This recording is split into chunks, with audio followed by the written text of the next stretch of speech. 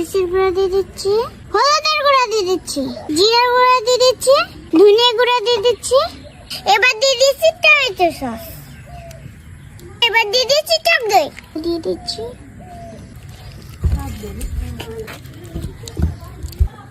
চুলাটা জ্বালিয়ে দিচ্ছি, তেল দিয়ে দিচ্ছি। মাছটাকে এবার ভেজে নেব।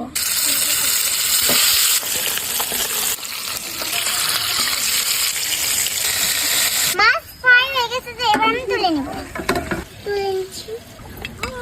এখন আমার মাছ ফ্রাই হয়ে গেছে, তো এবার আমি খেয়ে জানাবো কেমন মজা হয়েছে।